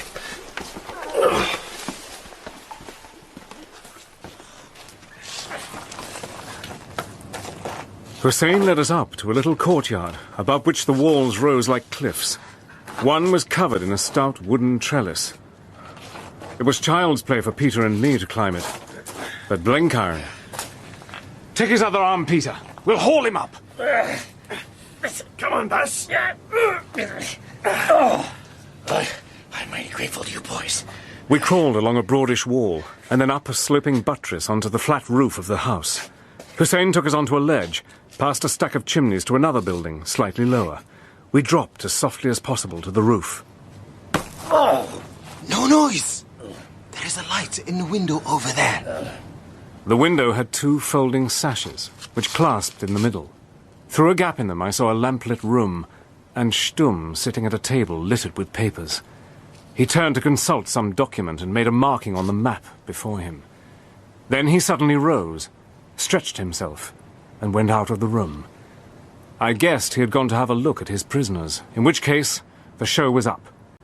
But what filled my mind was an insane desire to get a sight of that map. Hurry! The master is waiting for you. I'm going to have a look inside. It won't take long, I'll catch you up. We shall wait for you on the roof of the house by the mosque.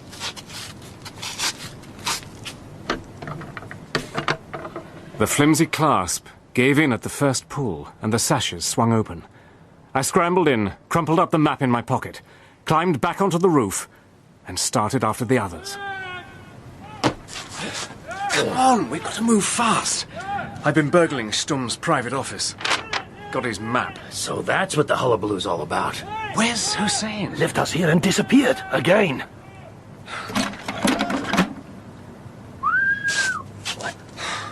Hussein, you should go into pantomime. First you vanish, then you pop up through a trapdoor. My lords, you must now all pop down through the trapdoor. Where are we, Hussein? In the house of the master.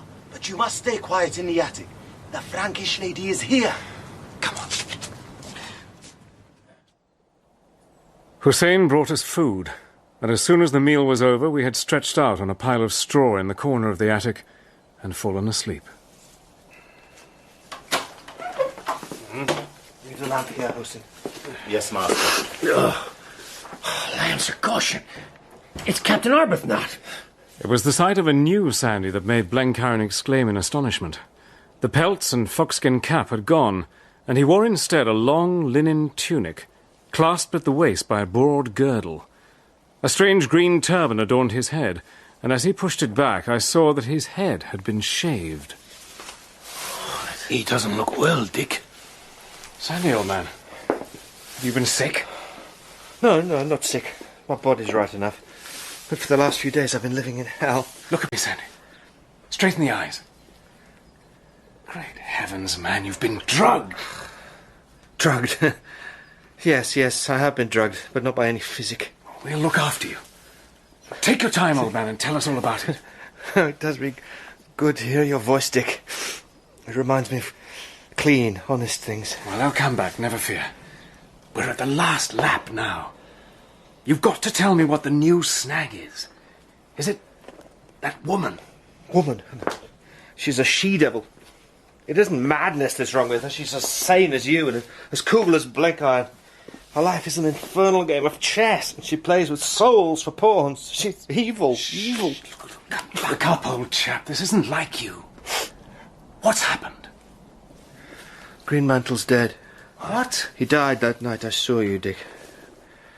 We buried him secretly by her order in the garden of the villa. Then came the trouble about his successor. The 4 ministers would be no party to a swindle. They were as immovable as a granite hill, and she knew it. Then they too died. Murdered? Murdered. All 4 in one morning. I don't know how, but I helped to bury them, and it will haunt me to my dying day. Then the prophet is gone, and the humbug is over. No, the prophet still lives. She's found a successor. Why do I wear these clothes? Because I am Greenmantle. You? I am the Kabai Huriya for all Islam. In 3 days' time I will reveal myself to my people and wear on my breast the green ephod of the prophet. Only you see I won't. I will cut my throat first. There's no way. No way but death. We're done for, all of us. At best you have 3 days and then you too will be dead. Sandy, what has she done to you? Oh, she has made me her accomplice. I did all she asked and joined in her game. She was very candid, you know. She laughs at the faith of Islam, but she has her own dreams and they consume her. She has, it's horrible, but she has this kind of crazy liking for me.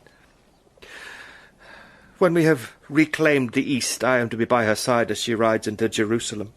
And there have been moments, only moments, I swear to God, when I have been fired myself by her madness. I am blessed if I listen to this goddamn stuff. You got to get busy, Major, and pump some sense into your friend. Sandy, you ass. Be thankful you have friends to keep you from playing the fool. That's right. I'm bossing the outfit now, and for all your confounded prophetic manners, you've got to take your orders from me. You aren't going to reveal yourself to your people. We're going to get clear away, and inside of a week we'll be having tea with the Grand Duke Nicholas. How, Dick, how? Because we've had an almighty piece of luck. I got into Stum's rooms and bagged his map. Now look here. Do you see his notes? They haven't had time to fortify the peaks above Kara Gubek. If the Russians manage to get batteries there, the fort will fall. Well, Stum's right. The whole defence of Verazum depends on that fort, and it's a broken reed if one knows where the weakness lies. Yes. Once the Russians get Kara Gubek, they've turned the main position. Exactly. And by hook or by crook, we've got to get that information through to them. Peter. Yeah, Dick. Peter, old man, the biggest job of your life is before you. Good. I'm getting stiff with doing nothing. If you can get this map through to the Grand Duke's staff, Stum's goose is cooked. In 3 days, the Cossacks will be in the streets of Azerum. Let me go. I talk the lingo, and I can pass as a Turk. I'm 1,000,000 times likelier to get through. For God's sake, let me go. You need the captain here, Dick. Peter's right, Sandy. If you disappear, the whole show's busted too soon. And the 3 of us left behind will be strung up before morning.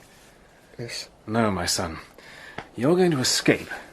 But it will be with Blenkiron and me. Tell me, how many of the companions will stick by you? Oh, the whole half-dozen. They'd follow me through hell if I bade them. Good. Now see here on the map. The Russians are around Azerum in a broad half-moon. If we can get over the pass unobserved, we're bound to strike a Russian column the next day. Yes. We and your 6 ruffians are going to slip off into the darkness. Oh, tomorrow I've got some kind of infernal fast to observe. And the next day that woman will be coaching me for my part. I believe the best time would be the 3rd night, the eve of the revelation. She's bound to leave me alone that night. Very well. It won't be much fun sitting waiting and worrying about old Peter, but we must keep our heads and risk nothing by being in a hurry. Master, she is asking for you. I'm coming. Here's my hand, Mr. Pinar. You're the bravest man I ever met. Good luck. Thank you, Captain. I do not say I will succeed, but if I sit in houses much longer, I shall get old. No, we shall all succeed. You fellows have given me a new lease of life. Good. I've got a plan now, and I can set my teeth and stick it out.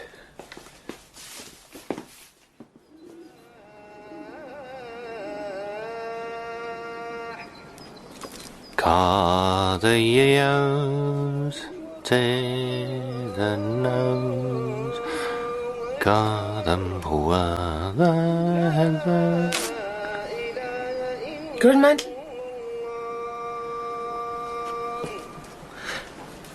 Have you finished praying? I am not disturbing you. I come each evening to my garden to watch the sun set over Erzurum. Look. Look north. See how the snow-covered heights burn red in the setting sun. Should the Russians try to attack the city, the great hills would run red with their blood. Tomorrow is the eve of revelation. You will spend that night alone in prayer and fasting. The next day, Greenmantle will be shown to the people, and the great army of the faithful will rise and follow us. You look troubled, poet. You seek truth. So also do I, and if we use a lie, it is only to break down a greater. You are of my household in spirit, and you alone of all men I have seen fit to ride with me on my mission.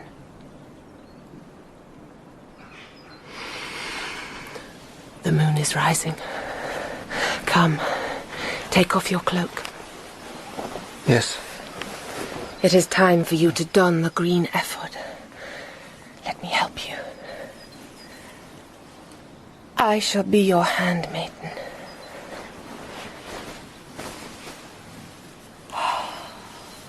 Now. Now you are the Gabaehurye. Oh, how cool the silk.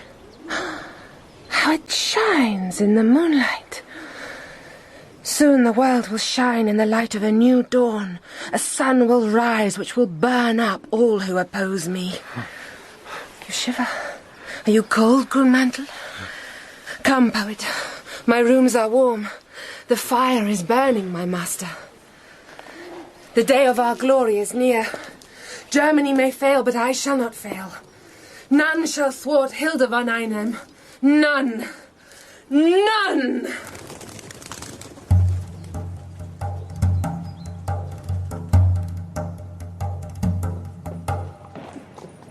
There were 9 horses for 9 riders. We started 3 hours before dawn on the 3rd day after Peter's departure, the eve of the revelation. Hussein rode first, with me at his side. Sandy followed, a tall figure swathed to the eyes in a cloak. I wanted to speak to him, but somehow I didn't dare. Blenkiron and the other 5 companions brought up the rear. It is time to leave the road, or we may meet inquisitive folk. Can you guide us in this mist, Hussein? Devil's own luck. I do not know, my lord. I had counted on seeing the hills. We have a map and compass, but these make slow travelling. Pray God it lifts.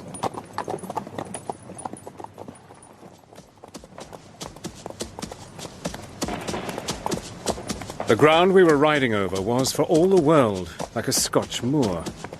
It was bad going, and the fog made it hopeless to steer a good course.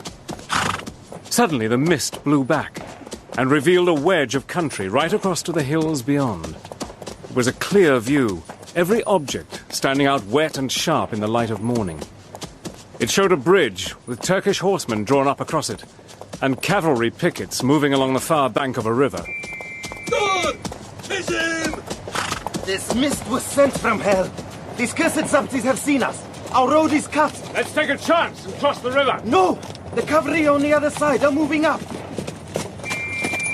I don't know how you fellows feel, but I'm not going to be taken. There's nothing left to do except to find a good place and put up a fight. We can sell our lives dearly. I'm with you, Captain Arbuthnot. Now, it's hell for leather till we find a place for a stand. The game's against us this time. Let's go! We rode towards the hills. On the crest of a rise, I looked down on a broad glen with a road winding up it to a pass in the range. To the south, I saw what I had been watching for. A little hill split the valley, and on its top was a circle of rocks. Over to the south! There's our fort! If we once reach it, we can hold it for a week! Sit down and ride for it! Allah!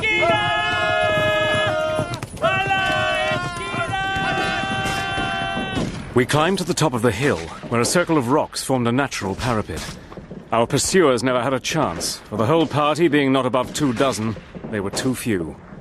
I think we killed 3 and wounded about 6, while the rest fell back toward the road.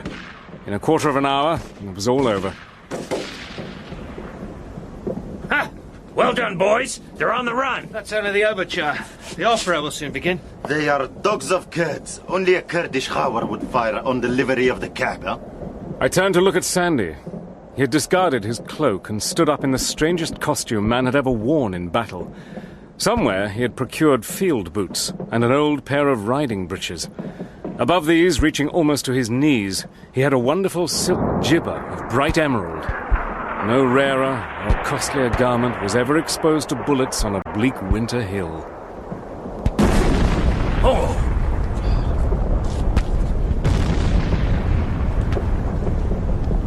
These are ranging shots. The Russians are trying to shell the main road from the heights. It would be an odd irony if we became the targets of friendly guns. Well, before that, the Turks might get a gun up here and blow us to bits in seconds. Now, please God, the Russians keep them too busy for that. Yeah. Master, there are men moving below in the mist. Keep your eyes on the fog. Shoot at the first sign. Greenmantle! It is she. Hilda von Einem has come for her prophet. Oh, down there! On the edge of the mist! I come to offer terms, Richard Hannay. Will you permit me to enter? Yes, Madame von Einem. She climbed up and stepped over the rocks as lightly as a deer. Her clothes were strange. Spurred boots and breeches over which fell a short green kirtle. A little cap skewered with a jewelled pin was on her head, and a cape hung from her shoulders. She had leather gauntlets on her hands, and she carried for weapon a riding whip. The fog crystals clung to her hair, and a silvery film of mist lay on her garments. As she stood there, her eyes like stars, I had to confess that she had her own loveliness. She might be a devil, but she was also a queen. Greenmantle.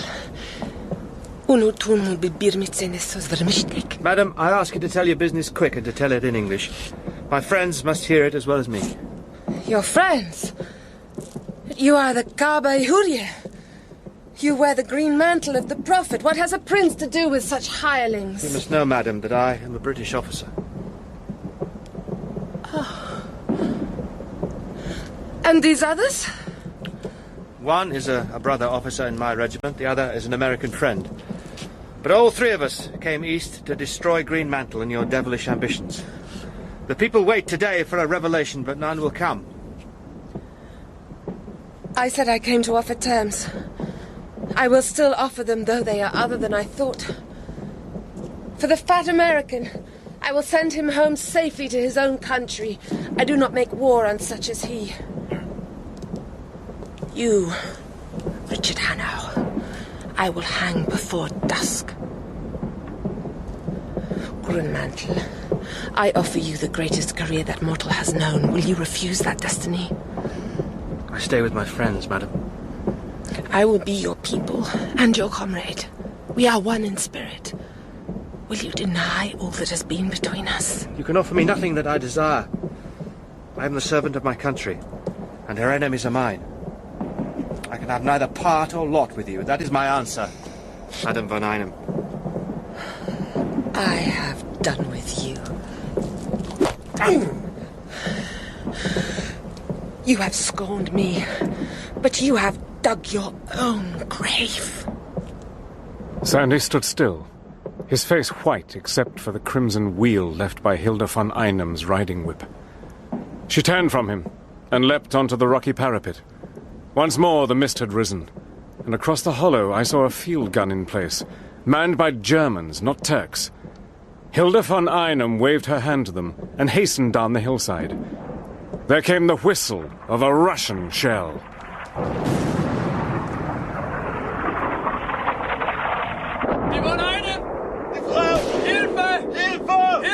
Before I realized what had happened, Sandy was leaping down the hill. They were shooting at him, but he heeded them not. For a moment he was out of sight. Then he came back, walking quite slowly up the slope. He was carrying something in his arms. The enemy fired no more. Sandy laid his burden gently down. The cap had fallen off, and the hair was breaking loose. The face was very white, but there was no wound or bruise on it. She was killed at once. Her back was broken by a shell fragment. Dick, we must bury her here. You see her. She liked me, and I can make her no return than this. With infinite slowness, using our hands and our knives, we made a shallow grave beside the parapet. When it was done, we covered her face with the linen cloak which Sandy had worn that morning. He lifted the body and laid it reverently in its place. I did not know that anything could be so light.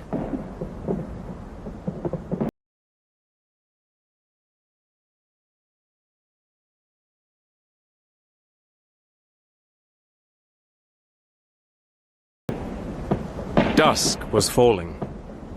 The artillery was busy all around the horizon, and it seemed to me that the guns had come nearer. Sandy was watching the road below us with field glasses. The gun is manned now by Germans and Austrians. There are no Turks. The men of Islam would not fire on the wearer of the green ephod. Oh, there's another gun in the fields to the east. They've got us on both sides.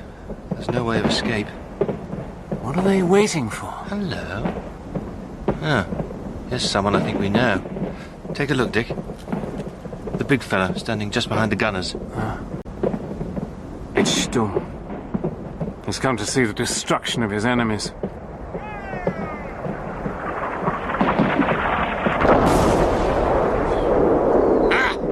I reckon that's pretty poor shooting. No, on the contrary. They know their business. They're bracketing.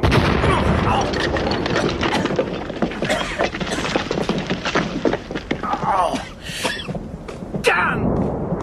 I think my arm's broken. Anyone else hurt? Not me, Dick. Mr. Blenkiron, are you still with us? Yes, but I've lost my patience cards. Hussein, are any of you wounded? No, Master. Thanks be to Allah. Well, we may as well toss for it, Dick. There are only two ways. To stay here and be shelled, or to try and break through. Either's pretty unhealthy. There was no choice. We were pinned to the hilltop. Hilda von Einem was to have a noble pyre and goodly companions for the dark journey.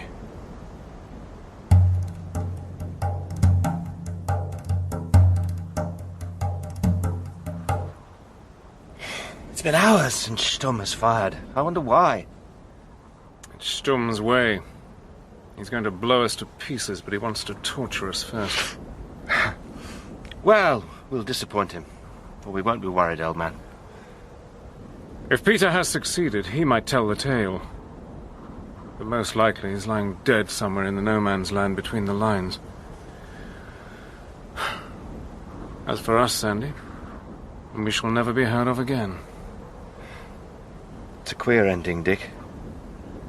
We simply vanish into the infinite. The snow will soon cover us, and when the spring comes, there will only be a few bleached bones. Upon my soul, it is the kind of death I always wanted. But our job's done. After all, we never expected to come out of this thing with our lives. When do you look for the end? Now. The sun's rising. Sturm wants daylight to get the full savor of his revenge.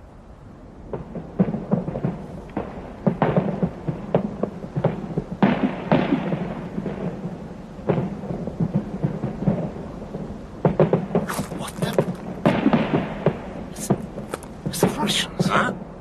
It's the Russians! What? Peter must have got through! Gedandik! Karagubek has fallen! God, glory to God, we won! No. If you jump up and down like that, Major, you get plugged sure and good. They're not shooting! There are men riding down the glen, hundreds of them! The gates of the south have yielded! It's the Cossacks! The Cossacks have taken the slope! Hooray! Hooray! I had never seen a rout before. No more had Sturm, poor devil. He was a brute and a bully, but by God, he was a man. I saw him turn the gun on the maddened horde fleeing before the Cossacks. But he never fired it. The wave flowed round and then across him.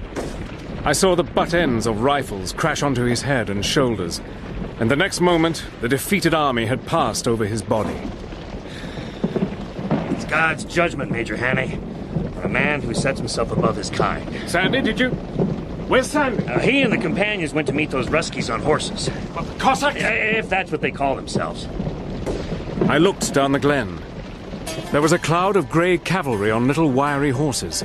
A cloud which swept on like a flight of rainbows, with the steel of their lance heads glittering in the winter sun. They were riding for Reserum. In the very front was one man. He was like the point of the steel spear soon to be driven home. He was turbaned, and against the snow I caught the dark sheen of emerald. He rode like one possessed, and above the din I heard him cry out. Well done, our side! As he passed, it seemed that the fleeing Turks were stricken still. They sank by the roadside with eyes fixed on his unheeding figure. Then I knew that the prophecy had been true, that their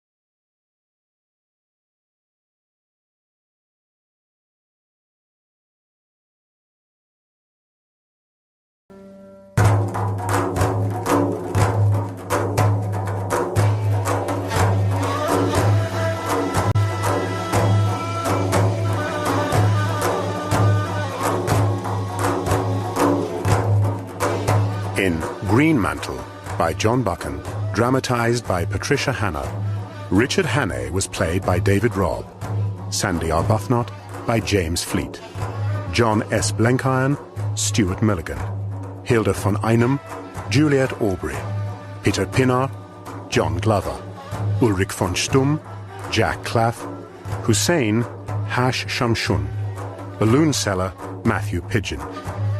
Other parts were played by the cast. The director was Bruce Young.